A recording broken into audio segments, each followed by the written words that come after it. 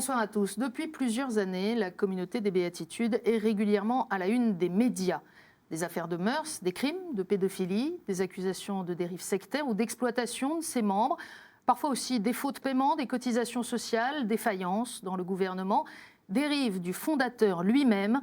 Les scandales se succèdent. Alors ce soir, la communauté, qui est actuellement en pleine refondation sous le contrôle de Rome, accepte de lever le voile. Comment des problèmes d'une telle ampleur ont-ils pu se multiplier? L'Église a-t-elle failli dans son devoir d'accompagnement et de contrôle?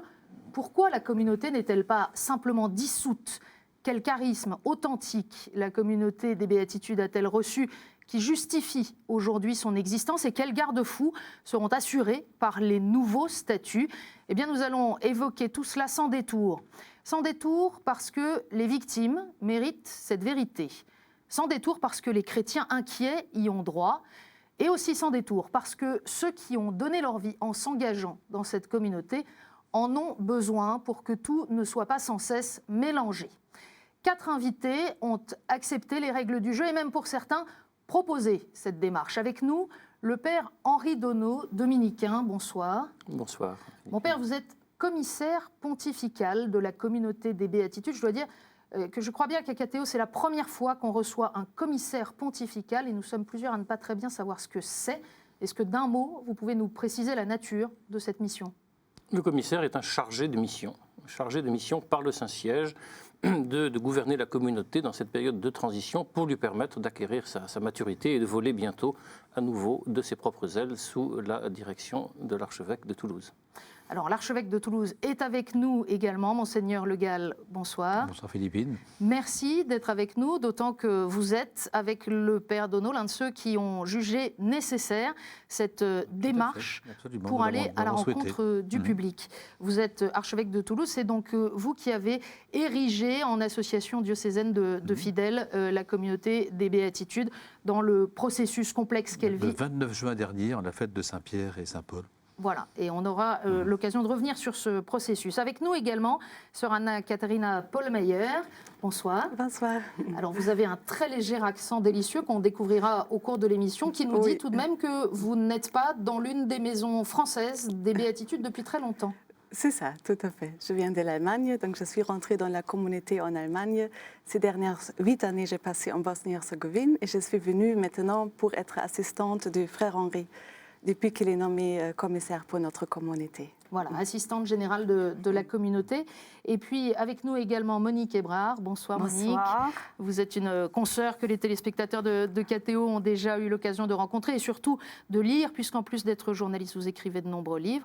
Et depuis quelques années maintenant, vous êtes intéressée de près au développement de ces communautés nouvelles, communautés charismatiques. Dès 1978, vous aviez publié Les Nouveaux Disciples. Et puis 10 ans plus tard, Les Nouveaux Disciples 10 ans après, ou encore en 1998, de mai 68 au JMJ de 97, le regard d'une journaliste catholique. Alors vous allez aussi nous donner votre décryptage de ce qui s'est passé pendant toutes ces années, depuis 40 ans. Mais il me semble que avant de rentrer dans les difficultés nombreuses qu'a connues la communauté des Béatitudes, pour bien comprendre le sujet dont on parle, on doit d'abord essayer de comprendre ce que sont les Béatitudes. On peut dire que ça a été fondé en 1973 par 2 couples, dont Gérard et Jo Croissant. Gérard Croissant qui se fera appeler frère Éphraïm et qui est donc en quelque sorte le fondateur principal reconnu de cette communauté. Dans ces années 1970, Monique Hébrard, vous observez ce qui se passe dans le monde catholique. Il y a beaucoup de choses qui naissent, dont les Béatitudes, avec des filiations un peu multiples, on va dire, dans l'initiative. Oui, les gens des communautés charismatiques, en général, viennent pas mal ce sont des post-68 arts, ou des gens écologiques avant l'heure, qui viennent de l'Arche de Lanza del Vasto, puis qui ont été convertis, une conversion tonitruante. Et moi, je débarque dans ce milieu en 77 avec des yeux gros comme des soucoupes, parce que c'était absolument inhabituel dans l'Église de voir des gens qui priaient avec une telle ferveur, qui automatiquement se mettaient en communauté dès qu'ils étaient convertis, partageaient leurs biens. Et c'est pour ça que j'ai intitulé mon livre « Les nouveaux disciples », parce que j'avais l'impression que c'était des communautés, mais complètement nouvelles, d'ailleurs on les a appelées les communautés nouvelles, qui surgissaient dans la force de l'esprit et en même temps dans l'air du temps.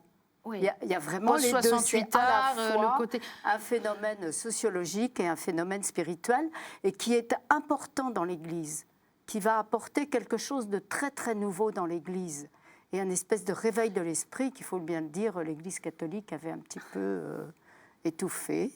Réveil de la prière. Enfin, ils ont apporté beaucoup de choses. Il ne faut pas l'oublier. Ils, c'est un pluriel parce qu'il y a beaucoup de communautés qui naissent à ce moment-là et elles vont connaître des destins assez différents, des évolutions assez différentes. Qu'est-ce qui marque les béatitudes dans les années 70-80 ? Alors, ce qui m'a étonnée à l'origine, bon, c'était d'abord... Toutes les communautés ne vivaient pas tous les états de vie ensemble. Hein. Oui. Et aux béatitudes, tous les états de vie, dès le début, voilà. Bon, il y en avait d'autres, il y avait aussi la théophanie, il y avait aussi la Sainte Croix, et toutes ces communautés ont eu des graves difficultés. Alors, théophanie et Sainte Croix, on n'est pas très familier du langage professionnel de l'Église. Des laïcs, au début des laïcs, hein. Et puis très vite des femmes ou des hommes consacrés célibataires, et puis plus tard encore des prêtres et des diacres. Et puis donc des jeunes enfants, et tout ce monde-là vivant dans la même ensemble. maison. Et ça aussi, je trouvais que ça avait un caractère extraordinairement prophétique. Bon, ça a été mal géré peut-être, et c'est difficile à gérer, mais le côté prophétique, c'était, après Vatican II, n'est-ce pas ? Tout le peuple de Dieu, dans toute son unité, sa diversité, appelé ensemble à la sainteté. Et vraiment, c'est ça que je voyais. Et c'était fascinant. Et ça, il faut pas le rayer de la carte. D'autant plus qu'aujourd'hui, quand on c'est voit... pas le projet, mais on va y revenir. Voilà. Restons un instant. Père Henri Donneau, j'imagine qu'avec cette mission qui vous a été confiée, vous êtes tout de même un peu penché sur ce qui a fait le charisme singulier de cette communauté. Qu'est-ce qui vous marque dans ces traits d'identité, si on peut le dire comme ça ?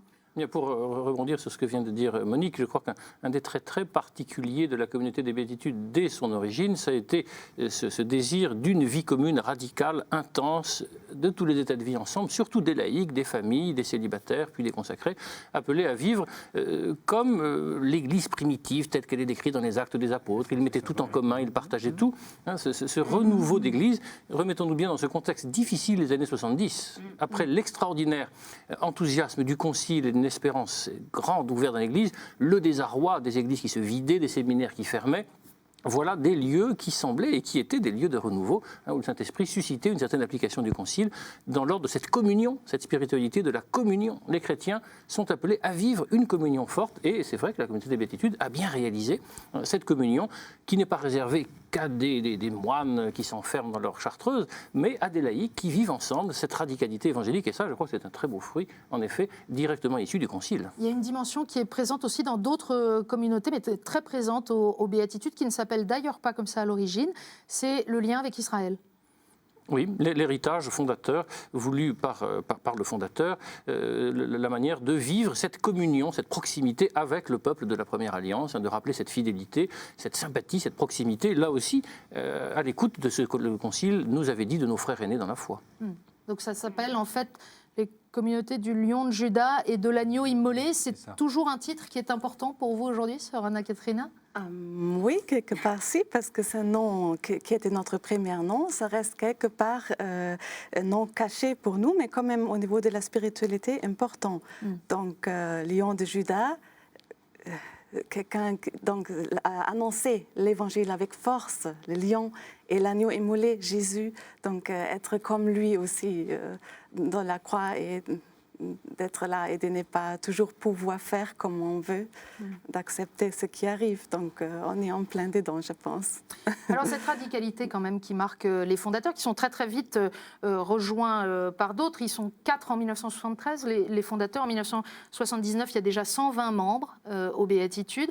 Cette radicalité, elle paraît un peu folle quand même, parce que ces états de vie différents partagent une maison commune, là où la communauté est présente, mettent en commun tous leurs biens, comme les premiers disciples, mais au fil du temps, construisent aussi leur manière de prier, leur liturgie, créent leur univers d'une certaine façon qui leur est propre. Alors, Monseigneur Le Gall, vous étiez bien loin des béatitudes en 1973, mais est-ce que vous avez souvenir de comment vous perceviez ce foisonnement des communautés charismatiques ? Je m'en souviens, j'étais dans mon abbaye, je suis bénédictin, et donc j'ai passé 38 ans dans une abbaye bénédictine à Kergonan, en Bretagne, et je me souviens très bien, nous en disions un mot avec Monique Hébrard avant le début de cette émission, mais les deux livres que vous avez écrits, Les Nouveaux Disciples, j'étais pas encore en charge du monastère à cette époque-là, nous l'avons entendu avec beaucoup d'intérêt au réfectoire, lu recto tono au réfectoire pendant plusieurs semaines, et puis 10 ans après, là j'étais père abbé à ce moment-là, on a lu des 10 ans après de Nouveaux Disciples, et c'était vraiment quelque chose qui nous impressionnait, à tel point que comme père abbé, j'ai envoyé quelques moines qui avaient besoin un petit peu de recul ou qui avaient besoin d'être aidés au niveau psychologique et spirituel. C'est une question importante aussi qui se pose, le spirituel et le psychologique. L'un à Saint-Breladre et l'autre, et une autre fois, à Mortain, à l'Abbaye Blanche. Donc j'ai non seulement eu connaissance par des ouvrages, des articles, etc., de ce mouvement des communautés nouvelles, et qui reproduisent en effet, on l'a dit tout à l'heure déjà, l'idéal qui a toujours été difficile à maintenir de la communauté primitive de Jérusalem. Ça n'a pas fonctionné au début de l'Église, ça n'a pas fonctionné, il y a eu des problèmes tout de suite, y compris des problèmes d'argent et des problèmes de fonctionnement qui se sont manifestés. Donc un a priori positif, mais avec quand même beaucoup de questions.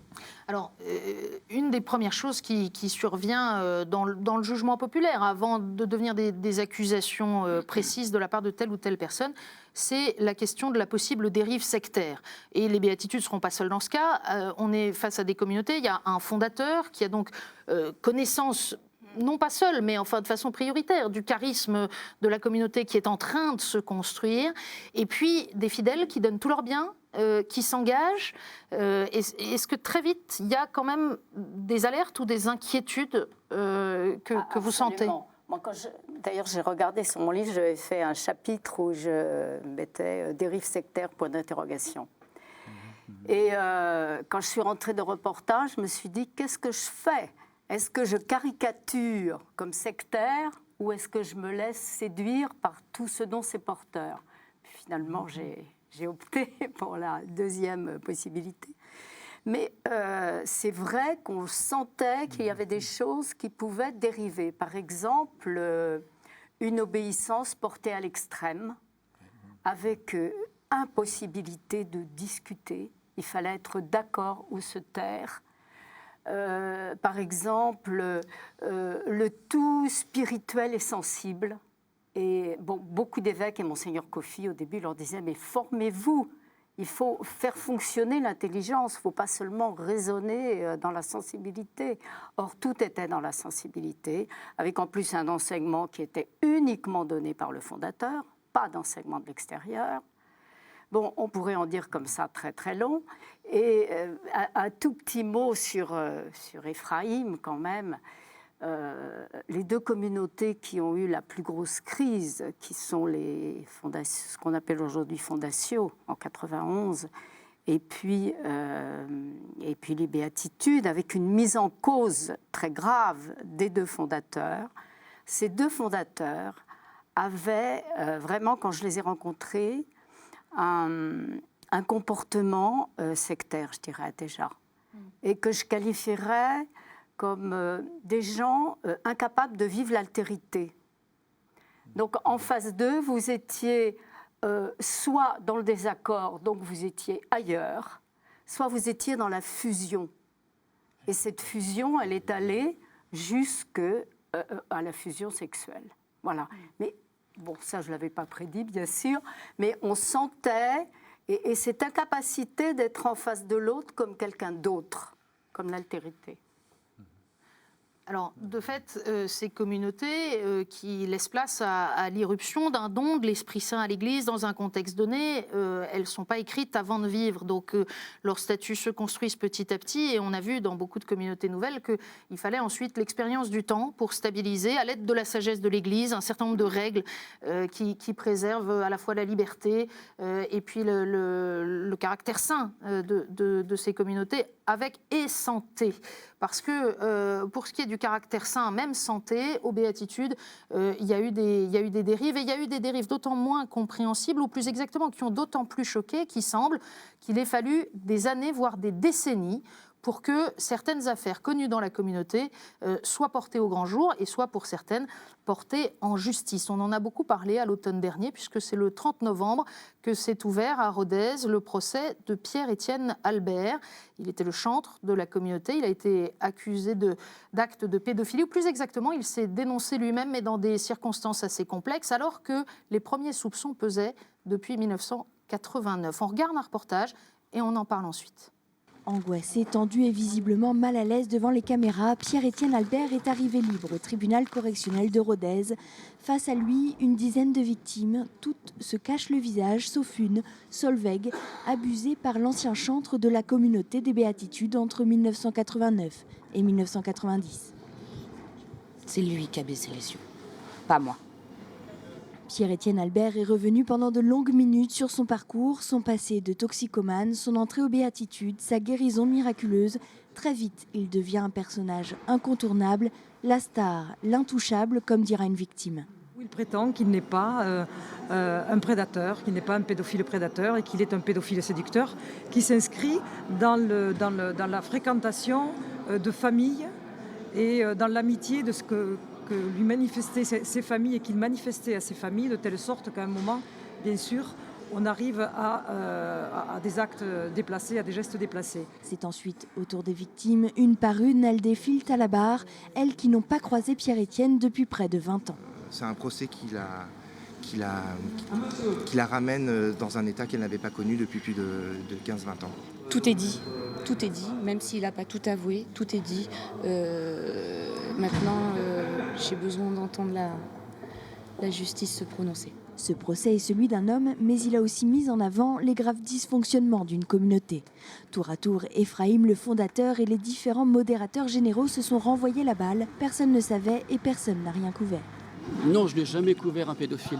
Depuis, le Saint-Siège a repris les choses en main en imposant un commissaire pontifical à la tête de la communauté. On a plutôt cherché à protéger Pierre-Étienne, voire à protéger la communauté, plutôt que de protéger les victimes potentielles, qui sont devenues malheureusement des victimes effectives, puisqu'on a commencé à découvrir les faits en 89 et que jusqu'en 2000, il a continué à sévir. Donc on voit que là, il y a eu vraiment un aveuglement grave. Condamné à 5 ans de prison ferme, Pierre-Étienne Albert a été placé sous mandat de dépôt et incarcéré dans la foulée. De le voir ne pas ressortir de ce tribunal libre, ça c'était un point qui était très important. Et ne serait-ce que là-dessus, on peut dire qu'au moins, justice nous aura été rendue. Voilà, un reportage de Sybille Delettre au tribunal de Rodez. Père Donnon, on vous entend dans le reportage, vous affrontez la vérité au nom de la communauté des Béatitudes. Il y a eu quand même des erreurs tragiques qui ont permis à un criminel de 89 à 2000 de rester dans le voisinage d'enfants et de jeunes. Oui, j'ai tenu à assister personnellement à l'intégralité du procès. Vraiment, d'abord pour dire la proximité avec les victimes, d'être à côté d'elles, de découvrir visuellement la gravité terrible des sévices et les conséquences de ces sévices qu'elles ont subis, de voir des vies ravagées, pour certaines très, très abîmées, pour toutes de grandes souffrances. Donc j'ai tenu vraiment à être là pour comprendre, essayer d'écouter, me rendre disponible, et j'ai pu parler à plusieurs de ces victimes. J'ai tenu à être là aussi pour essayer de comprendre qu'est-ce qui s'était passé, comment on avait pu en effet en arriver à une telle dérive dans l'ordre du gouvernement, de la non-protection des personnes qui étaient là, de toutes ces familles qui vivaient là. On savait très bien depuis 1989, les gouvernants de la communauté étaient au courant du problème de Pierre-Étienne, qui s'en était ouvert, alors semble-t-il toujours discrètement, mais réellement, et on s'aperçoit que rien n'a vraiment été fait. On l'a transporté de maison en maison, on l'enlevait d'une maison où il y avait des familles pour le mettre dans une autre maison où il y avait des familles, et ça recommençait, et personne ne savait rien. Et malheureusement, le témoignage qui nous a été donné des 4 anciens dirigeants de la communauté a été assez affligeant, parce que quasiment aucun d'eux n'a voulu reconnaître sa responsabilité. Et comme a dit le président du tribunal, il se refilait la patate chaude en disant « c'est pas moi, c'est lui, moi je ne savais pas, lui savait ». Enfin, il y a eu quelque chose d'affligeant, qui montre vraiment que la communauté, de ce point de vue-là, dans son gouvernement, a été tout à fait en dessous de tout. On peut dire, je dis à la décharge, que pour une part, c'était avant l'affaire Doutreau, donc il est possible qu'une certaine prise de conscience de la gravité n'avait pas encore eu lieu. Mais enfin, plusieurs des dirigeants étaient des médecins, connaissaient la gravité des problèmes, l'emprise de ces défauts sur la personne qui était atteinte. Et je crois que c'est d'autant plus triste de voir qu'ils n'ont pas su agir ou n'ont pas voulu agir. Et je pense aussi peut-être en partie pour protéger la communauté. On dira que c'était peut-être aussi une attitude, sinon générale, du moins assez traditionnelle dans l'Église, ne pas faire de bruit, et essayer de ne pas salir l'institution. Mais la conséquence était là. Voilà, on n'a pas protégé des victimes, et je dis des victimes potentielles sont devenues des victimes effectives, parce qu'on n'a pas su les protéger. Est-ce qu'il n'y a pas eu aussi, pardon monseigneur, un défaut dans l'accompagnement que les évêques doivent en principe avoir auprès des communautés qui se trouvent sur leur territoire ? Il est difficile de parler, bien sûr, au nom des évêques et qui ont eu successivement la charge de la communauté. Mais on doit bien dire objectivement qu'ils n'ont pas été, d'une certaine manière, avertis de ce phénomène suffisamment. Comme disait Monique Hébrard tout à l'heure, dès le début, quand même, les évêques ont manifesté leurs inquiétudes en rappelant l'importance d'une formation biblique, d'une formation psychologique. Ça s'est venu un peu plus tard, je crois. C'était pas venu tout de suite. Donc on n'a pas pris conscience de tout ce que cela pouvait supposer, et aussi d'un lien ecclésial étroit, d'un suivi ecclésial. Alors ce suivi ecclésial, justement, ce qui est particulier dans le cas des béatitudes, c'est que les toutes premières années, il y a un suivi qui est très étroit avec monseigneur Kofi, qui a une confiance dans le don particulier que représente cette communauté, qui va beaucoup la suivre, et puis qui va mandater des dominicains, Jean-Michel Garrigue, Albert-Marie de Montléon, des gens dont l'autorité et le discernement sont connus dans l'Église, qui vont accompagner aussi les premières années de cette communauté. Et puis, en fait, au bout de quelques années, cet accompagnement, on a l'impression qu'il se délite. Et que quand monseigneur Kofi devient archevêque de Marseille, son successeur meurt très rapidement, d'abord met longtemps à être nommé, puis meurt très rapidement. Et puis après, moi qui ai un peu lu pour préparer cette émission, on trouve très peu de citations d'un évêque qui soit intervenu dans une maison qui se trouverait sur son territoire. On a l'impression que les évêques ont déserté le sujet. Est-ce que c'est moi qui me fais des idées ? Encore une fois, je n'étais pas à leur place pour le dire, mais objectivement, c'est vrai que après les premiers temps où le monseigneur Kofi suivait les affaires de très près, d'autres évêques sont arrivés, comme vous le dites à l'instant, et qui n'ont peut-être pas pris de toute la mesure de ces phénomènes, et à qui peut-être on ne disait pas toujours tout, il n'était pas toujours très, très au courant, jusqu'au jour où, par le biais de plaintes ou de certaines choses qui commencent à remonter, le Saint-Siège était mis au courant, et le Saint-Siège et l'archevêque d'Albi ont commencé à poser des questions graves. Et c'est quand je suis arrivé moi-même à Toulouse... On est en quelle année ?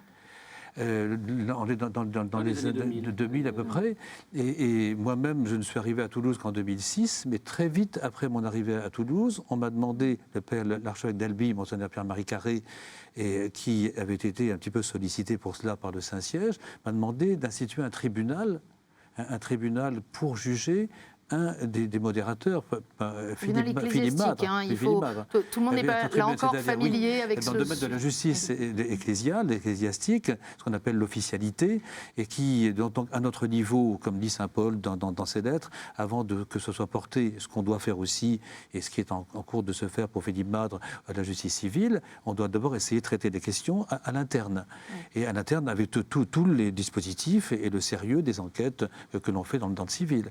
Et donc, j'ai institué un tribunal pour pouvoir voir de plus près ces questions concernant Philippe Madre. Et donc le Saint-Siège avait été mis au courant, et comme aussi le monseigneur Pierre-Marie Carré d'Albi, donc on s'est quand même préoccupé de l'affaire, vu les remontées qu'on avait. Le Saint-Siège est manifestement au courant, puisqu'en 2002, il interrompt un processus en cours pour retourner à l'autorité diocésaine la question des béatitudes. Mais monseigneur, très simplement, en quelques mots, est-ce qu'on peut reconnaître que dans ce dossier, comme dans d'autres dossiers, on a déjà eu l'occasion d'en parler, d'autres dossiers de pédophilie des années 1980-90, il y a eu une défaillance dans la prise de conscience des évêques et donc dans leur réaction quand ils ont été saisis de tel ou tel témoignage sur des affaires de pédophilie.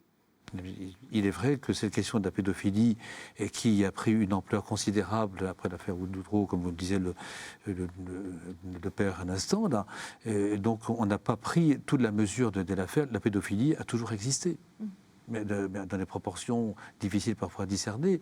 Et comme me disait un procureur de la République en arrivant à Mende, où j'étais évêque d'abord, mais vous savez, monseigneur, la pédophilie, elle existe dans les familles en grande majorité, et dans d'autres milieux. Hélas, quand elle arrive dans des milieux ecclésiastiques et qu'elle provient de gens ayant autorité, c'est là que ça devient grave. La société a pris conscience de la gravité de la pédophilie et des ravages irrémédiables qu'elle produit dans des personnes que relativement récemment, et l'Église comme les autres. Donc on doit reconnaître qu'on n'a pas perçu tout cela suffisamment à temps. Et nous sommes extrêmement conscients de ces ravages par rapport aux victimes, et nous demandons pardon aux victimes, et nous reconnaissons que nous avons manqué probablement à notre devoir. Mais il faut rappeler aussi dans le contexte de toute la société, qui n'était pas consciente de toute l'ampleur du problème. Oui. Père Donneau, vous vouliez ajouter quelque chose? Le contexte des années 80-90, s'il y a pu y avoir un certain défaut de l'accompagnement ecclésial, je crois qu'il faut comprendre que la communauté était en pleine croissance, une croissance tellement rapide qu'un évêque tout seul à Albi avait du mal à suivre ce qui se passait dans le monde entier, car enfin la communauté se développait dans les 5 continents.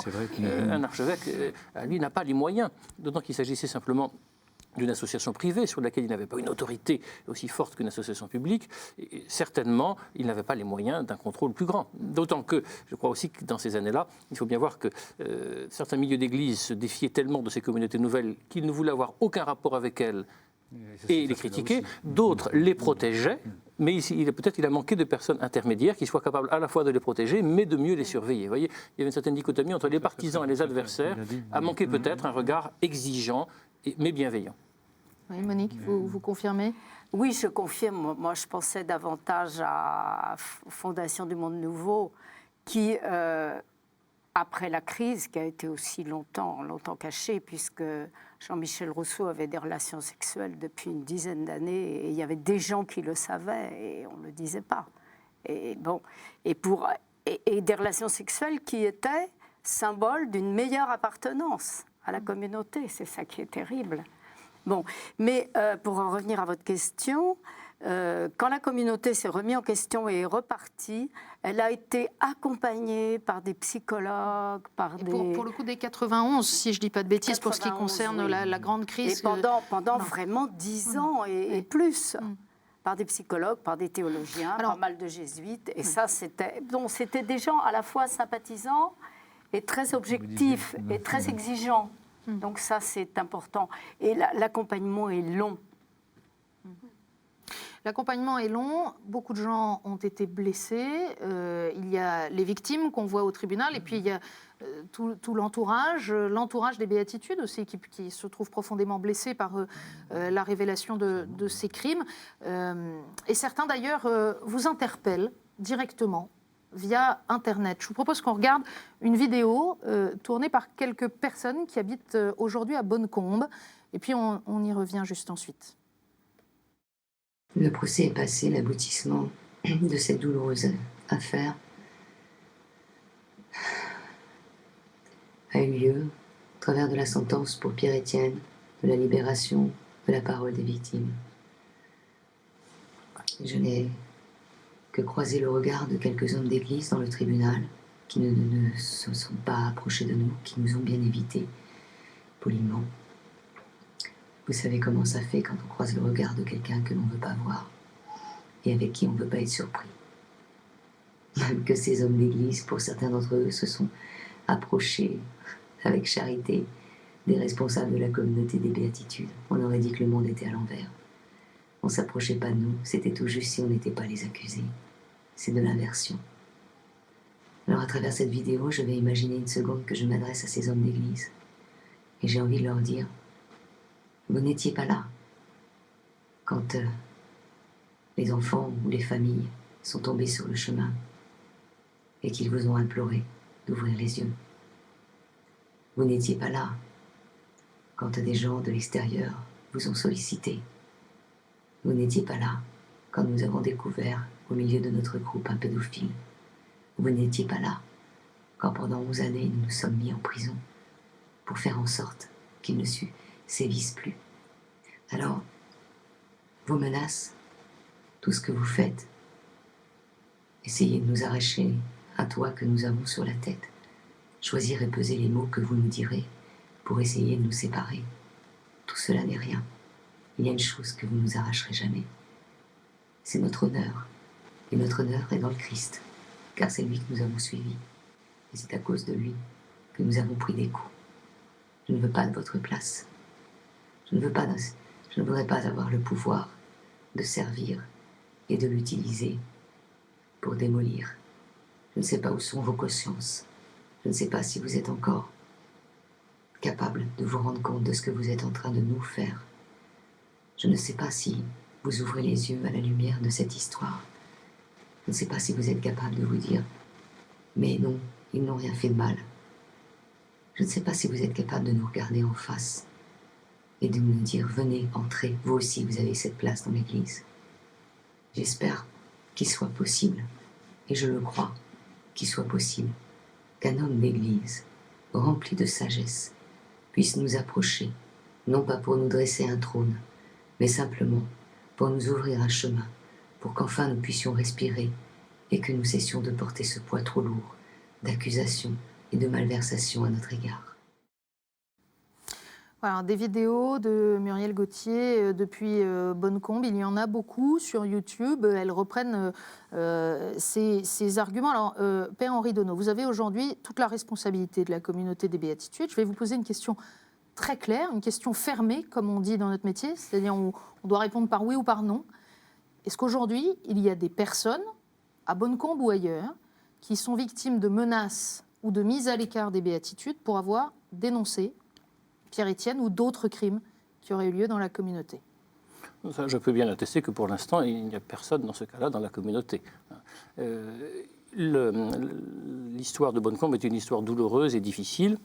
Et de ce matin, je tiens à rendre hommage à l'équipe de Bonnecombe, à la petite communauté de Bonnecombe, dont nous avons entendu Muriel Gauthier. Qui ne fait plus partie des béatitudes aujourd'hui. Muriel Gauthier n'en a jamais fait partie formellement. Les autres l'ont quitté en 2009, suite au conflit très grave qui les opposait avec le gouvernement de la communauté. Alors, je tiens à dire qu'il faut vraiment reconnaître le courage, la lucidité avec laquelle ils ont pris en main le cas Pierre-Étienne. C'est eux qui l'ont accompagné et qui l'ont conduit finalement à se dénoncer. Ils l'ont protégé contre lui-même, ils l'ont conduit à se dénoncer. C'est grâce à eux que la justice a pu faire son travail. C'est en partie grâce à eux que ce procès, qui est un très beau procès, un grand procès, a pu avoir lieu. Donc je crois qu'il faut vraiment leur rendre hommage et le reconnaître. Maintenant, je tiens aussi à dire que le conflit qui oppose cette petite fraternité de Bonnecombe qui opposait la petite fraternité avec le gouvernement de la communauté n'est pas directement lié au cas Pierre-Étienne. C'est un problème qui est plus ancien, qui remonte déjà à l'année 2000, lié à toutes sortes de phénomènes mystiques qui s'étaient produits dans l'abbaye, qui ont provoqué des troubles dans l'abbaye, qui ont amené beaucoup des frères et sœurs qui étaient en partir. L'affaire était très compliquée. Je ne suis pas sûr qu'elle ait été gérée du mieux possible. Le résultat est là, c'est que cette petite équipe s'est retrouvée seule, un sentiment d'isolement, marginalisée du reste de la communauté. Tout ça géré de manière douloureuse. Là-dessus est venu se greffer l'affaire de Pierre-Étienne. Donc je crois qu'il n'est pas vrai que ça se réduit du tout à une vengeance de la communauté. Maintenant, il est vrai qu'il y a eu des maladresses sûrement de la manière de gérer cette affaire et je le regrette profondément. Et je tiens à dire finalement que je travaille maintenant en très étroite concertation ainsi que concertation légale avec l'évêque de Rodez, qui a pris très au sérieux cette affaire, qui est entré en contact avec l'équipe de Bonnecombe. J'ai confiance que les choses vont avancer dans le dialogue et la confiance mutuelle. Alors, ce qui, au-delà de Bonnecombe ou de tout cas particulier, rend les choses assez compliquées quand on parle des béatitudes, ce sont quand même les graves soupçons, et puis plus que des soupçons qui ont pesé sur le gouvernement de la communauté. On en a un petit peu parlé, mais il se trouve que frère Ephraïm, puis un autre modérateur général qui lui a succédé, Philippe Madre, ont tous deux eu à faire face à des accusations d'ordre sexuel, ce qui rend évidemment le soupçon sur tout le gouvernement qu'il y a pu y avoir aux béatitudes, les critères selon lesquels les uns étaient mis à l'écart et les autres mis en avant, évidemment très... sujet à caution, pour ne pas dire plus. Quelle est l'attitude de la communauté aujourd'hui à l'égard de son fondateur et à l'égard de celui qui a longtemps été son modérateur général, Philippe Madre, contre qui Monseigneur Le Gall rappelait qu'il y a eu aussi une procédure ecclésiastique. Tous deux étaient diacres, aucun d'entre eux ne l'est encore aujourd'hui, donc ce sont des faits graves qui leur ont été reprochés. Ils sont diacres, ils restent diacres toujours, mais ils sont privés de l'exercice de leur diaconat en raison des fautes qui ont été mises en Alors est-ce qu'on peut dire point. quelles fautes? Est-ce qu'on peut éclaircir ça et surtout éclaircir le rapport de la communauté à ces deux personnes qui ont énormément compté dans son histoire? Oui, écoutez, je crois qu'il faut bien distinguer, même s'ils sont liés, peut-être sans doute pour une part, les dérives sexuelles qui ont pu avoir lieu, qui sont attestées, avérées pour Ephraïm, pour Philippe Madre, ces dérives sexuelles, et les problèmes de gouvernement, les dérives de gouvernement dans la manière d'exercer l'autorité, une certaine forme d'autoritarisme, un goût du secret, une gestion... Sauf que Monique disait bien tout à l'heure que précisément dans des communautés qui sont plutôt en vase clos, il peut y avoir un mélange des deux dimensions, c'est-à-dire la construction d'une justification des dérives sexuelles par une forme d'union mystique. Je disais les distinguer parce que précisément, je crois qu'ensuite il faut les unir. Et qu'il a pu y avoir des dérives gouvernementales par des personnes qui par ailleurs n'ont pas commis de dérives sexuelles et vice-versa. Je crois qu'il y a une imbrication profonde, mais simplement je crois qu'il faut distinguer parce que ce sont deux ordres de problèmes différents du point de vue des personnes qui s'unissent. Il est incontestable maintenant dans l'attestation que Ephraïm a abusé sexuellement de sa position de fondateur et a utilisé auprès de ses victimes le fait qu'il était le fondateur, le prophète envoyé par Dieu, et que les personnes ont cédé, j'allais dire, prises par cette fascination de l'autorité du fondateur. Donc il y avait un rapport réel entre l'exercice d'un pouvoir charismatique fondateur, de même aussi de la part de Philippe Madre. Sûrement sa position de second modérateur général, de provincial, de berger, son aura de prédicateur ont beaucoup joué, je pense, dans les abus sexuels qui ont eu lieu. Mais c'est quelque chose de classique, je dirais. Enfin, dans toutes les sectes, qui sont des vraies sectes, qui n'ont rien à voir avec le christianisme, on voit des fondateurs qui prennent comme moyen de communier avec leurs adeptes l'union sexuelle. Je dirais c'est classique. Mais c'est classique précisément dans des sectes et pas dans des instituts qui sont reconnus dans l'Église catholique. Donc c'est là où forcément ça interroge. Dans l'histoire de l'Église de multiples fois, malheureusement. Probablement. Et ça aura encore lieu, malheureusement, sauf si le Seigneur revenait très rapidement. Mais la sexualité et la mystique sont aussi des choses proches. Quand on a donné sa vie dans une communauté, sœur Anna Katrina, comment est-ce qu'on réagit à la révélation de ces scandales concernant le fondateur de la communauté, puis celui qui, d'une certaine manière, a poursuivi la fondation comme étant le deuxième modérateur? Comment vous l'avez vécu, vous? Effectivement, vous pouvez vous imaginer, ce n'est pas facile du tout. Donc c'est vraiment c'est une souffrance pour nous, pour la communauté maintenant, de constater qu'il n'y avait pas seulement des grandes grâces qui étaient données à la communauté, mais qu'il y avait aussi des péchés qui étaient commis. Et maintenant, nous devons intégrer ça. Mais il y a une chose que je veux dire, parce que vous savez, après l'érection des nouveaux statuts que nous avons eus l'année dernière en juin, il y a à peu près 700 membres maintenant qui sont engagés dans la communauté.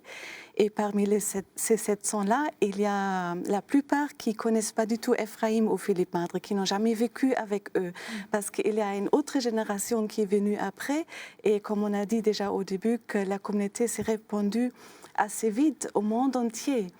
Et moi-même, personnellement, donc je suis rentrée en Allemagne, j'étais en Bosnie après, jamais vécu avec eux et du coup, je suis évidemment très, très triste de cette histoire. En même temps, je vois que ça n'empêche pas l'œuvre de Dieu avec notre communauté. Alors on va essayer d'aborder ça plus précisément. De fait, il faut rappeler que Ephraïm a pris ses distances avec le gouvernement effectif de la communauté depuis déjà très longtemps. À la demande de Rome aussi, à la demande de à Rome. la demande de Rome, au milieu hein, des années 90, dans une première étape, puis au début des années 2000. Aujourd'hui, il n'a pas de lien avec les béatitudes. En 2007, Richard Boutry avait interrogé Ephraïm pour Catéo. Et voici notamment ce que disait Ephraïm.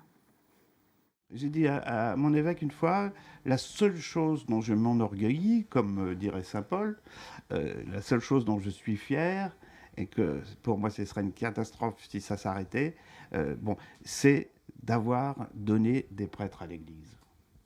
Voilà, c'est à peu près la seule chose, et je pense que la communauté des béatitudes a une capacité d'attraction, une capacité d'appel, hein, et je suis bien certain qu'un certain nombre de prêtres qui ont été ordonnés dans la communauté des béatitudes n'auraient pas été prêtres si on ne les avait pas appelés là.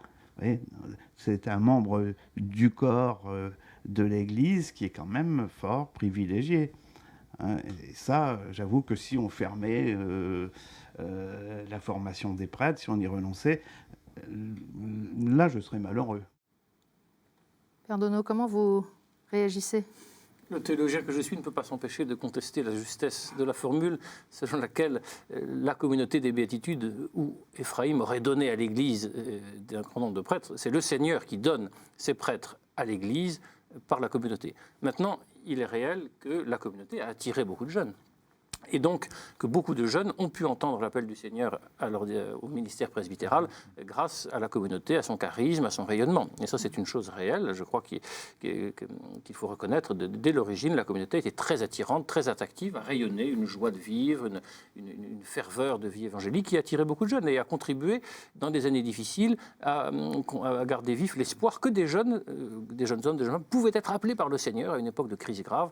La communauté a fait partie de ces lieux, ces oasis, où on a vu que les vocations existaient toujours. Et ça, je crois qu'il faut en être conscient et en rendre grâce au Seigneur. Monseigneur. C'est l'évêque qui peut en dire un mot aussi. Moi-même, comme archevêque de Toulouse, où il y a la communauté se trouve tout près de l'agglomération de Toulouse, à Blagnac, près de l'aéroport, et la modération depuis un certain nombre d'années.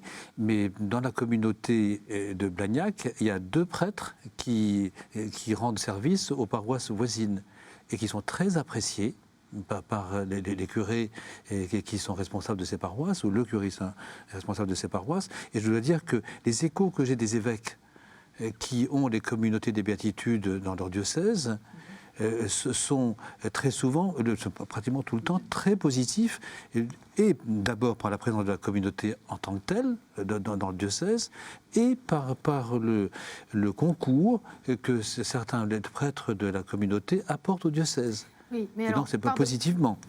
Pardonnez-moi, je vais être épouvantablement terre à terre, mais dans l'Église, notamment concernant ce foisonnement des années 70-80, où il y a eu beaucoup de fondations, on parle de la grâce du fondateur, la grâce de fondateur même. Comment est-ce qu'on peut se positionner par rapport à ça quand le fondateur est manifestement quelqu'un qui a gravement dévié? Est-ce qu'on peut continuer à considérer que son œuvre est bonne? Est-ce que les deux sont complètement indépendants? Les deux ne sont pas indépendants, mais il faut là encore les distinguer. Et ça, je crois que c'est un classique en théologie, mais il faut le redire. Il y a une distinction entre le charisme du fondateur, la grâce charismatique de fondation, et Ephraïm a reçu, avec les premiers disciples de la communauté, ont reçu une grâce d'être fondateur, d'accueillir le charisme. Mais cette grâce charismatique de fondation est tout à fait différente de la grâce de sainteté, de la grâce sanctifiante qui nous fait fils de Dieu. Et il est clair que dans le cas d'Ephraïm, une grâce réelle, charismatique de fondateur n'a pas malheureusement correspondu à une éclosion de grâce sanctifiante, une grâce de charité, et a permis que Ephraïm s'enferme dans une attitude gravement coupable. Je crois que c'est malheureusement là aussi classique. C'est très bien dit.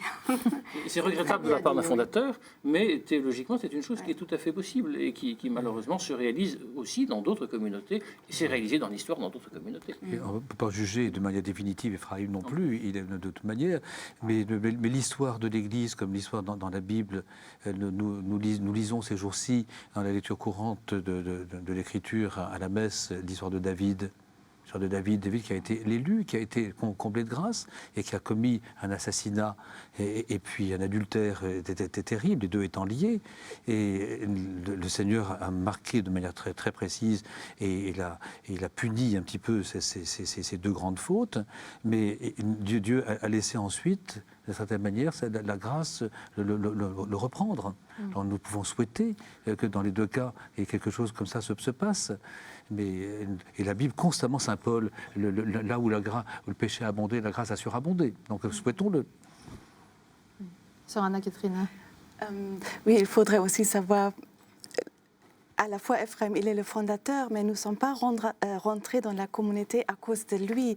Mais vraiment, nous sommes rentrés, ou moi personnellement, parce que j'avais vécu une conversion très, très forte quand j'avais 19 ans. Et après, je voulais vraiment engager ma vie dans l'Église catholique, dans une communauté bien enracinée dans le sacrement, dans l'Église, dans tout ça. Et j'ai trouvé la communauté formidable. Et je vois jusqu'à aujourd'hui, donc je me suis engagée pour le Seigneur et j'aime la communauté aujourd'hui encore comme au début. Donc, est-ce qu'aux béatitudes, comme dans d'autres communautés, par exemple, on a des enseignements du fondateur qu'on étudie quand on commence à avoir un lien avec la communauté? Est-ce qu'il y a toujours une filiation avec Ephraim qui est assumée par la communauté aujourd'hui? Je pense que c'était au début très fort, et surtout plus dans certaines maisons que dans d'autres. Donc c'était très varié dans la communauté aussi, la manière dans laquelle on écoutait. Selon les maisons, il faut expliquer que les maisons en fait, vivent de façon assez autonome. Il n'y a pas un seul enseignement pour tout le monde, mais dans certaines maisons, on a écouté beaucoup, dans d'autres moins. À l'heure actuelle, évidemment, c'était un peu en stand-by. On est en train de réfléchir comment faire, c'est encore une question. Vous avez trouvé ça déroutant quand on a commencé à apprendre des choses sur le gouvernement des béatitudes? Vous nous disiez tout à l'heure que dès la fin des années 70, vous trouviez qu'il y avait un peu trop de secrets Oui, qu'il y avait des déviances en pointillés. Un peu trop de secrets, un peu trop d'obéissance mal vécue, un peu trop de pouvoir déjà des fondateurs sur tous les membres. Et bon, je l'ai vécu, oui, ça fait un choc. J'ai eu un choc, parce que même si j'avais vu ça, quand j'ai appris des faits, j'ai eu un choc. Mais dans un deuxième temps, ça m'a fait faire un chemin spirituel, vraiment. Et là, je rejoins tout à fait ce que vous disiez. Et j'ai compris, c'est idiot de dire que j'ai compris, parce que c'est évident, mais cela n'était pas pour moi. Et j'ai compris vraiment profondément, spirituellement, que le Seigneur se jouait de nos défauts et de nos chutes et faisait son chemin et qu'il avait besoin des hommes et des femmes, et quels qu'ils soient. Oui, mais alors souvent, on a l'habitude de montrer, comme vous l'avez fait, que le Seigneur se sert au fond d'instruments humains qui sont bien imparfaits et que oui, Saint Paul, Saint Pierre n'est pas toujours un modèle de courage. On a beaucoup d'exemples comme ça dans l'histoire de l'Église, à ceci près, pardonnez là encore ma candeur, mais que d'ordinaire, après l'intervention du Seigneur, il cherche à avoir une vie bonne. Et là, on est dans un processus chronologique qui est peut-être plus déroutant, puisque c'est après la fondation des Béatitudes qu'on découvre qu'au fil du temps, Ephraim ou d'autres dans la communauté ont dévié. Oui, mais je crois que c'était des graines qui étaient déjà là et qui, avec le développement qui est quand même fascinant, du pouvoir, de l'importance que ces communautés prennent dans l'Église, ces petites graines de déviance croissent aussi et deviennent malfaisantes. On voit bien en tout cas toute l'importance de ces oasis, comme vous les appeliez tout à l'heure, et le travail qui a été entrepris par la communauté des Béatitudes, à la fois pour, à la demande de Rome, revoir un certain nombre des principes de son fonctionnement, et puis manifester qu'elle demeure un don dans l'Église, une communauté vivante qui a quelque chose d'authentique et de singulier à apporter, à faire rayonner autour d'elle. Eh bien, ce travail, on va y venir maintenant. Je vous propose d'abord d'aller peut-être découvrir un peu mieux le quotidien d'une maison des béatitudes. Nos reporters se sont rendus à Nouan-le-Fuselier. Un écrin de verdure en Sologne, voici la maison Marthe et Marie de Béthanie, l'un des 49 foyers communautaires des béatitudes dans le monde. Depuis près de 30 ans, une vingtaine de personnes vivent ici, une vie de prière rythmée par les offices, l'adoration du Saint-Sacrement et la communauté des 3 états de vie. Le charisme des béatitudes, c'est la vie dans l'esprit, n'est-ce pas, et la communion des états de vie. Moi, j'aime bien définir la communauté comme une portion du peuple de Dieu. C'est une communauté nouvelle, on n'est pas les seuls, qui sont nés dans les années 70, sont en fait des communautés un peu laboratoires de cette complémentarité des différences. Cette communauté des états de vie et la joie qui en ressort, voilà ce qui a touché sœur Marie-Élisabeth du Magnificat il y a une dizaine d'années. Alors orthophoniste, elle vit une véritable conversion et décide de rentrer dans la communauté. Quand j'ai vu ces frères et sœurs, et c'était une joie dans mon cœur de voir la beauté de la liturgie, de voir cette joie, la joie fraternelle, de voir. Et c'était comme, déjà quand je les voyais, c'était un peu comme si je voyais le ciel un petit peu, quelque chose du ciel. Une part du ciel bien ancrée dans la réalité, la maison de Nouan est le siège des éditions des Béatitudes et accueille très régulièrement des groupes pour des retraites.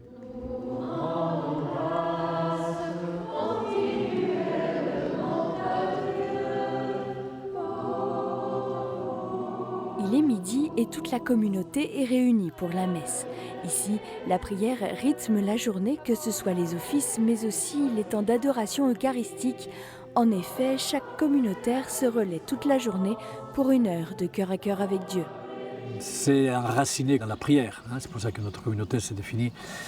À un moment donné, on a dit que notre vocation était une vocation contemplative. On a changé un peu le terme pour dire que notre vocation était un appel à l'union à Dieu.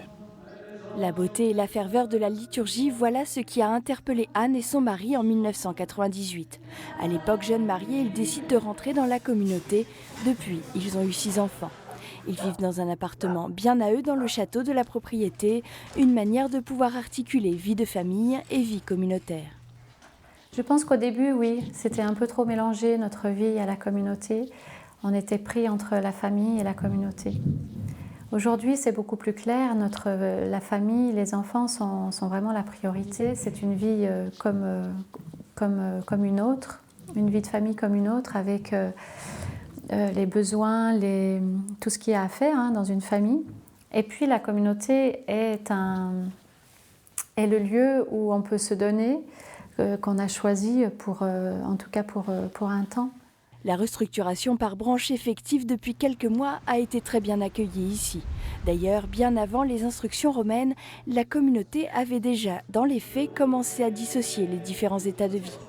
Moi-même, j'ai pu vivre déjà avant avec les sœurs une petite mise à part. Ça correspond mieux, je crois, à notre appel, peut-être de démarrer la journée dans la prière, avec la lectio, le petit déjeuner en silence, enfin voilà. Donc il y avait ce besoin. Moi je le ressentais, mais d'autres sœurs aussi. Avec 12 sœurs, 4 frères, une dizaine de laïcs, célibataires et mariés, la maison de Nouan a accueilli l'année dernière près de 2300 personnes. Alors, parmi les charismes propres de la communauté des Béatitudes, même si ça n'est pas la seule, il y a sans aucun doute la joie. Vous l'avez entendu dans le reportage. Je peux témoigner d'une chose, c'est qu'on a abordé des sujets douloureux, sérieux, graves depuis le début de cette émission, mais que là, pendant le reportage, vous souriez tous les 4. Monique, pourquoi aviez-vous un tel sourire en regardant, en plongeant quelques minutes dans la vie de la maison de Nouan-le-Fuselier? La joie, moi, ça me rappelle le choc que j'ai eu en 77, parce qu'on était des chrétiens tristes, blessés dans les douleurs de mai 68, qui ont été quand même dures pour l'Église. On n'avait plus du tout d'enthousiasme. Et là, c'était la joie et la fraternité. Et ça l'est encore aujourd'hui. Et ça l'est encore aujourd'hui. Et une fraternité, mais contagieuse. C'est pour ça que les communautés ont grossi tellement, tellement vite. Ils disaient, on est du miel qui attire les mouches. Mais bien sûr, elles étaient mais attirantes. Et moi, je me souviens, moi qui venais comme journaliste, et je sentais que j'étais accueillie comme personne. Et pas comme journaliste, mais comme moi, Monique Hébrard. Et ça m'a beaucoup, beaucoup marqué. Il y avait une qualité et il y a toujours, oui. Alors, Père Donneau, peut-être faut-il maintenant expliquer un peu ce qui a été mis en place depuis quelques mois à la communauté, parce qu'on y a fait allusion, bien sûr, mais ce n'est pas forcément clair, là encore, pour tous ceux qui n'ont pas suivi mois après mois les évolutions. On a bien dit qu'au départ, une des singularités des béatitudes, c'est le caractère plurivocationnel, donc des sœurs, des frères, des laïcs, des familles, tout le monde dans la même maison. Et puis, à la demande de Rome, notamment, il y a un travail de clarification sans abandonner ce côté plurivocationnel. Concrètement, qu'est-ce qui a été mis en place ? Depuis 2002, depuis que la communauté a acquis le statut pontifical et que le Saint-Siège s'est pensé de plus près, on a vu que pour préserver cette spécificité de plurivocationnelle, de faire vivre ensemble des états de vie différents, des laïcs et des consacrés, il fallait procéder d'abord à une meilleure distinction pour pouvoir ensuite mieux les unir. Et c'est tout le processus romain a été de dire, pour garder ce charisme merveilleux, source de joie et de fraternité évangélique, et de faire vivre ensemble des laïcs et des consacrés, il fallait d'abord mieux les distinguer. Distinguer pour unir. Et donc, depuis plusieurs années, le Saint-Siège travaille avec la communauté pour mettre en place ce qu'on appelle la distinction en branches. La distinction, désormais, la communauté, depuis que Monseigneur Le Gall l'a érigée en juin dernier, est constituée de 3 branches. Les laïcs ont leur branche à eux, les sœurs ont leur branche à elles, et les frères consacrés ont leur branche à elles. Et dans chacune des maisons, comme à Béthanie, désormais les branches vivent dans des locaux distincts. Ils ne sont pas tous mélangés. Mais alors c'est la fin du charisme, de l'enthousiasme des débuts. On renonce à ressembler à la communauté primitive, non ? Au contraire. C'est au contraire. Je veux dire, distinguer pour mieux unir, pour pouvoir vivre vraiment dans la durée, sans les confusions. Parce qu'un des péchés qui s'est accumulé depuis le début, c'était une certaine forme de confusion. Et vous savez que dans la doctrine catholique, on ne craint rien plus que la confusion. Tout mélanger, alors que l'Église, pour vivre une vraie communion, doit creuser les distinctions. Dans l'Église, les laïcs ne sont pas des moines, les moines ne sont pas des laïcs. Et la merveille de la communauté des béatitudes, c'est que même si les consacrés ne sont pas des laïcs, les laïcs ne sont pas des consacrés, ils sont appelés à vivre une proximité réelle, quotidienne, dans la prière, mais en restant chacun ce qu'ils sont. Les laïcs restent des laïcs, ne sont pas des faux moines. Les moines ne sont pas des faux laïcs. Chacun vit sa vocation propre, mais en communion profonde. Et c'est un merveilleux mystère qui est au cœur du charisme de la communauté des béatitudes et qui est la source de sa joie profonde, je pense, non seulement pour le passé, mais aussi pour l'avenir. Monseigneur, vous qui avez près de 40 ans d'expérience de vie monastique et depuis des années maintenant une charge de pasteur diocésain, ça vous paraissait nécessaire, cette clarification ? Je pense tout à fait, et j'apprécie beaucoup les propos du Père Henri, qui manifeste bien sa formation dominicaine, distinguer pour unir, c'est merveilleusement dit. Mais c'est pas pour rien, je crois non plus, que le Saint-Siège m'a demandé, comme archevêque de Toulouse, parce que moi je n'ai pas demandé de m'occuper de la communauté de béatitude, même si on avait des relations, j'évoquais au début, où j'ai envoyé l'un autre moine. Le dossier n'est pas de ceux qu'on voit arriver ravis sur sa table de travail. Oui. Mais en tout cas, donc, le fait que j'étais religieux, comme le Père Henri est religieux, donc dominicain, bénédictin, manifeste un petit peu cette collaboration, cette manière d'être ensemble avec l'expérience de nos ordres très anciens, mais qui voulons servir l'un et l'autre. Nous ne voulons pas du tout faire de la communauté de béatitude, ni des communautés dominicaines, ni bénédictines, absolument pas, mais nous sommes attentifs avec le Saint-Siège, et je rends hommage à la sagesse et au discernement du Saint-Siège qui nous invite à suivre avec lui cette opération de clarification, car ça permet à l'Église de s'enrichir d'une forme nouvelle qui n'est pas encore dans des boîtes précises et qui ne sont pas encore faites pour cette communauté, mais avec une grâce extraordinaire. Dans mon diocèse de Toulouse, une des choses qu'on essaie de mettre au point, c'est la complémentarité des états de vie. Dans le diocèse, c'est-à-dire les peuples de Dieu, les laïcs principalement, les ministres ordonnés qui sont au service de ce peuple, et la vie consacrée. Or, vous avez dans cette communauté 3 états de vie distincts, 3 branches, vous avez la visibilité et la vie consacrée de cet ordre-là aussi. La visibilité dans une communauté localement donc perceptible, avec des distinctions et qui s'imposent, ce peuple de Dieu dans sa diversité. Une icône, disions-nous ensemble, une icône de Lumen Gentium, de la Constitution sur l'Église de Vatican II. Avec, si on compare à l'initiative des béatitudes et au premier temps de la communauté, une évolution quand même importante sur la place des laïcs. Vous disiez, il y a désormais 3 branches dans la famille. Les laïcs, si j'ai bien compris, vous me corrigerez si ça n'est pas le cas, sont des membres désormais qu'on appelle membres associés. Pour ce qui est d'élire celui qui sera le président ou la présidente de la totalité des béatitudes, eh bien les laïcs n'ont pas le droit de vote dont disposent les frères ou les sœurs religieux ou religieuses. Et par surcroît, si j'ai bien compris aussi, alors que l'interlocuteur initial à Rome était la Congrégation pour l'apostolat des laïcs, il s'agit désormais de la Congrégation pour les instituts de vie consacrée et les sociétés de vie apostolique. Donc est-ce qu'il n'y a pas un transfert, non pas vers le cléricalisme, mais en tout cas vers une formation religieuse, donc peut-être mieux contrôlée et en tout cas, une difficulté à rendre aux laïcs la place qui est finalement la leur. Ils sont à l'origine de cette communauté, non ? Les laïcs sont les fondateurs de la communauté. Et au départ, il n'y avait ni consacrés ni prêtres. Il n'y avait que des laïcs. Mais d'où le paradoxe. Mais des laïcs qui vivaient un très fort idéal monastique. De sorte que c'est pas permis. Les laïcs ne peuvent pas être des moines, pas plus qu'un homme ne peut être une femme. Le laïc est un laïc et le moine est un moine. Par contre, il y avait un idéal de radicalité inspiré de la vie monastique que des laïcs sont appelés à vivre. Et maintenant, les choses sont beaucoup plus claires. Les laïcs doivent vivre une radicalité qui n'est pas monastique, qui est une radicalité évangélique, et la vivre en communion profonde quotidienne avec des consacrés. Mais pour répondre à votre question, il est évident que le choc de l'évolution actuelle est plus douloureux pour les laïcs qui, de fait, ne retrouvent pas à l'identique leur communauté qui a mûri. Il y avait, de fait, quelque chose de magnifique de cette désir de radicalité des années que vous avez vécues, mais il y avait quelque chose qui n'était pas tout à fait en place. C'était précisément cette espèce de rêve pour des laïcs de vivre comme des moines. Il y avait un peu de ça. On quitte tout, on abandonne tous ses biens, on va se retirer dans un monastère. Il y avait une part, il faut dire, d'utopie. Un peu 68arde, très belle, très évangélique, mais qui n'était pas parfaitement en place. Et je crois que maintenant, le discernement est fait. Les laïcs doivent être des laïcs, ont donc une branche pleinement autonome. Les laïcs ne sont plus soumis à l'autorité de consacrés. Ils se dirigent eux-mêmes dans la branche des laïcs. Et de même que les consacrés ne sont plus soumis à l'autorité de laïcs, ils se dirigent eux-mêmes. Simplement, il y a le président, automé de la communauté, qui de fait sera élu par les consacrés, même si les laïcs auront droit de parole, mais ils n'auront pas droit de vote parce que le Saint-Siège tient à maintenir la spécificité de la vie consacrée. Un supérieur consacré ne peut pas être choisi par des laïcs. Voilà. Mais les laïcs gardent une véritable place dans cette symphonie de communion à mettre en place. Et la communauté disparaîtra si les consacrés négligent les laïcs, ne les écoutent pas, ne vivent pas dans une écoute profonde. Et je suis sûr que c'est le grand défi, mais que la communauté a de quoi le relever. L'écoute profonde de la diversité pour créer une unité vraiment évangélique.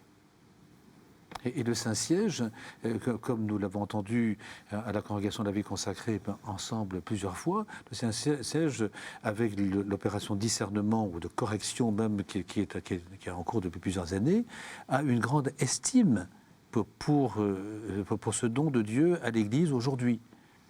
C'est malgré, en effet, les graves erreurs, les graves fautes que nous avons dû évoquer et qui sont réelles, le Saint-Siège estime que cette communauté, dans le plan de Dieu sur l'Église et sur le monde, a son rôle à jouer.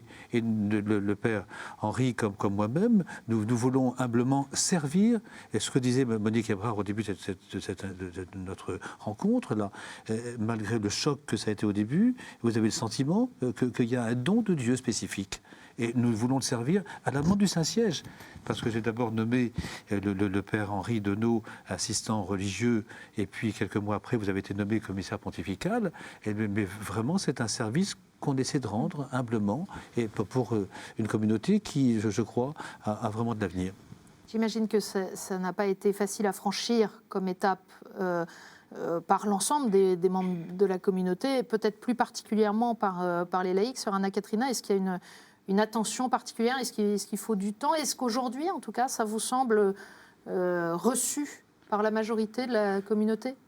Oui, je pense que c'est bien reçu par la majorité, même si ce n'est pas encore facile pour nous tous de bien vivre les choses. Et il y a aussi cette tension entre ceux qui aiment moins bien cette restructuration et ceux qui aiment beaucoup. Donc il ne faut pas aller dans les deux extrêmes.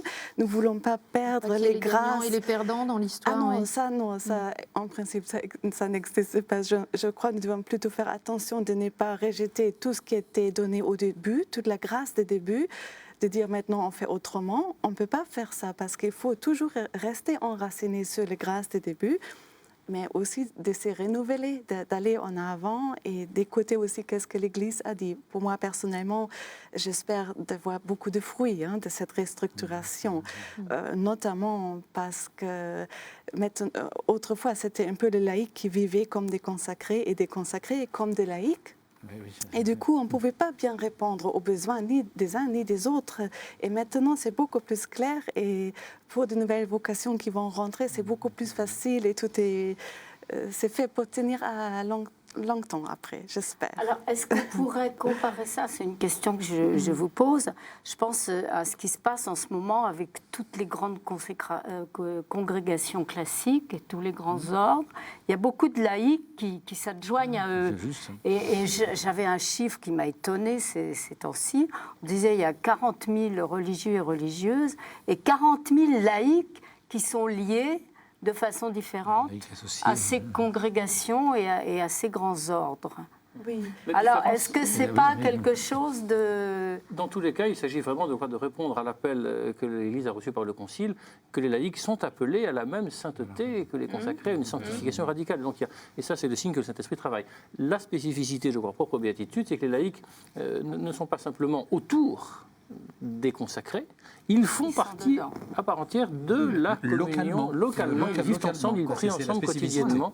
Concrètement, ça veut tout de même dire, en dehors de la question de l'élection, qui est importante, mais sans doute pas importante au quotidien du matin au soir, dans l'organisation des apostolats qui sont menés par la communauté, que ce soit en France ou à l'étranger, dans la vie des maisons au quotidien, l'accueil des retraitants, l'organisation de tout ce que fait la communauté. On n'a pas l'occasion souvent de le dire, mais elle est par exemple présente dans des actions caritatives aussi, que ce soit des œuvres de réinsertion sociale auprès des personnes en situation de marginalité, ou que ce soit en Afrique avec la construction d'un hôpital, par exemple. Dans tout cela, l'action de la communauté des béatitudes, elle est portée de manière conjointe par les personnes des différentes branches. Elle est portée par cet échange, par cette communion quotidienne de laïcs qui travaillent avec des consacrés. Tantôt c'est un laïc qui dirige l'apostolat, tantôt c'est un consacré.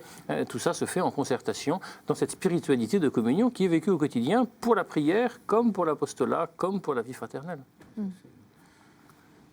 Et ça, Monseigneur, au moment où l'Église continue de s'interroger sur l'articulation du rôle de chacun des différents états de vie dans la vie de l'Église au quotidien, alors qu'on va célébrer bientôt l'anniversaire de l'ouverture de Vatican II, 50 ans plus tard. On sait bien que pour la question de l'articulation des laïcs dans l'Église, tout n'est pas réglé, loin s'en faut. Il y a encore beaucoup de choses à inventer. Il vous semble que des initiatives particulières, comme celle des béatitudes, ça peut donner à réfléchir aux autres? Je crois profondément. Et j'évoquais tout à l'heure le travail que nous faisons dans notre diocèse de Toulouse pour cette complémentarité entre les différents états de vie dans l'élan missionnaire qui est celui de toute l'Église pour annoncer Jésus-Christ, donc est visibilisé dans ces communautés, entre autres. L'Église est faite de beaucoup de familles, et c'est cette famille nouvelle, ainsi que de notre manière, le chemin neuf, les manuels et les communautés nouvelles ont toujours ce souci de montrer cette communion des états de vie. Mais les béatitudes le font d'une manière plus radicale et plus visible et plus locale. Parce qu'il y a des maisonnées dans les manuels ou dans le chemin neuf, mais qui n'ont pas la vie commune des trois états de vie dans le même lieu. Même si maintenant, on a mis beaucoup plus au clair les distinctions, mais en vue, comme vous dites tout à l'heure très bien, Père Henri, de l'unité, pour faire l'unité. Et c'est un signe, la vie religieuse, c'est la vie consacrée, un signe pour nos églises diocésaines de ce qu'est le peuple de Dieu. Et au moment des 50 ans de Vatican II, je crois que c'est une grande grâce. Monique, vous observez la vie de l'Église catholique dans ce pays, ces grandes tendances depuis des années, ces communautés, ces nouveaux disciples dont on parlait au début de l'émission des années 70, les communautés peu à peu se sont institutionnalisées. C'est ce qu'on entend souvent. Forcément. Que certains le regrettent d'ailleurs et disent on étouffe l'esprit. Bon, mais il n'y a pas d'autre solution. C'est où on rentre dans l'institution où on devient carrément une secte. Il n'y a pas de... Et donc pour l'observatrice que vous êtes, aujourd'hui, ces communautés, dont les béatitudes, elles continuent d'être des oasis, des lieux d'invention, de proposition. Oui, c'est évident. Regardez tous les gens qui vont faire des retraites à Nouan-le-Fuselier. Ils vont se nourrir comme ils vont se nourrir dans les monastères. Non, moi je crois qu'avec le recul, ces communautés, elles ont beaucoup apporté à l'Église. Le cardinal Swenas, qui les aimait beaucoup, disait... mais c'est la partie émergée de l'iceberg de tout ce qui se passe au point de vue de résurgence de l'esprit dans la vie de notre Église. Et c'était bon d'avoir ce signal visible que sont les communautés. Alors, elles le sont un peu moins qu'au début, parce qu'effectivement, elles s'institutionnalisent, mais ça, c'est... Je crois que tous les ordres religieux, ça se passe comme ça. Mais en même temps, il y a une fraternité qui peut s'instaurer avec toute l'Église, parce que justement, comme vous le disiez, on se met au service des paroisses, on travaille avec d'autres personnes qui ne sont pas de la communauté. Et il y a un échange des dons et des charismes. Un mot que les papes emploient volontiers. Donc c'est beau, ça continue à produire du fruit. Et tout ça, malgré les petites ou les grosses déviances qu'il y a pu y avoir.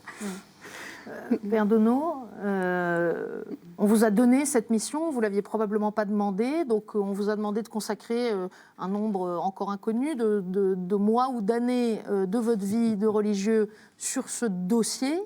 On a vu que c'était compliqué, douloureux, sûrement pas drôle. Pour vous, il y a quelque chose qui vous fait dire quand même que ça vaut le coup. Pour moi, je rends grâce au Seigneur qui appartient à un vieil ordre religieux, qui suis conscient de la richesse de la tradition que j'ai reçue. Je suis très heureux à la fois de découvrir qu'il y a aussi des richesses nouvelles dans l'Église, encore un peu adolescentes, qu'il faut corriger et redresser, mais qui sont très belles. Donc il n'y a pas que les vieux ordres, le Saint-Esprit continue de travailler. Et en même temps, je trouve très beau de contribuer à cette transmission de tradition, en particulier dans l'ordre du gouvernement. L'ordre dominicain, depuis 8 siècles, a quand même un certain savoir-faire. Je suis vraiment heureux de pouvoir aider une communauté qui a beaucoup d'autres charismes à apprendre à bien se gouverner de manière plus raisonnable, plus sage, plus communionnelle. Et pour moi, je considère que c'est une grande grâce, même si la charge est lourde, mais ne rien refuser, ne rien demander, c'est pour moi l'amour de servir l'Église qui me fait accepter avec beaucoup de joie ce service. Est-ce que spirituellement, il y a quelque chose, en fréquentant comme ça de jour après jour les béatitudes, qui vous a enrichi ? L'amour toujours plus grand de l'Église, qui est vraiment l'épouse du Seigneur. Et j'avoue que ce service de la communauté m'apprend, parfois douloureusement, à aimer toujours plus le mystère de l'Église, dans sa richesse et sa croissance, et la fécondité du Saint-Esprit, encore aujourd'hui, plus que jamais. Sœur Anna-Catherina, on comprend bien que ces temps de refondation sont difficiles et en même temps qu'ils étaient nécessaires. Qu'est-ce que vous espérez pour les 4, 5, 6 ans qui viennent? J'espère que nous allons jusqu'au bout mettre en place cette phase de restructuration et que nous allons bientôt voir les fruits de tout ça, parce qu'il me semble que c'est fait pour un plus grand rayonnement encore. Parce que moi, je suis aussi joyeux dans la communauté, comme au début, je vois que le Seigneur, il est fidèle, malgré toutes les faiblesses humaines qui ont pu avoir lieu. Le Seigneur, il est là, il nous guide, et je rends grâce aussi à l'Église et à son accompagnement, qui nous accompagne avec sagesse. Et voilà, je fais tout simplement confiance en Dieu, à l'Église, et j'espère que je ne me trompe pas et que nous allons voir tous ensemble un beau avenir, un bel avenir de la communauté. Merci à tous les 4 d'être venus sur ce plateau. Merci aux responsables de l'Église et des Béatitudes, Monseigneur Legal, archevêque de Toulouse, le Père Henri Donneau, dominicain et commissaire pontifical de la communauté des Béatitudes, d'avoir aussi provoqué cet exercice difficile qui consiste à reconnaître que des erreurs ont été faites, des fautes ont parfois été commises, mais que cette communauté demeure un don de l'Esprit à l'Église, et qu'aujourd'hui, on ne peut pas l'oublier dans les maisons des béatitudes en France et à travers le monde. Des personnes donnent leur vie à la prière, au service des autres, à l'entraide, au partage. Et puis de très nombreuses personnes, des milliers, viennent se ressourcer le temps d'une retraite, d'une rencontre. Merci Monique Hébrard de nous avoir fait partager le regard de l'observatrice attentive de l'évolution de la vie de l'Église. Et sœur Anna-Catherina, merci de nous avoir donné votre témoignage. Merci à vous qui nous regardez. Merci aussi, nous remercions beaucoup KTO pour nous donner cette occasion-là. Eh bien, KTO sert à cela précisément. Merci donc à tous les quatre, à vous qui nous regardez, de votre fidélité. Et je vous rappelle que si vous voulez revoir cette émission ou si vous voulez nous faire partager vos réactions à cette émission, vous pouvez nous retrouver sur le site internet www.ktotv.com. Très bonne soirée, à bientôt.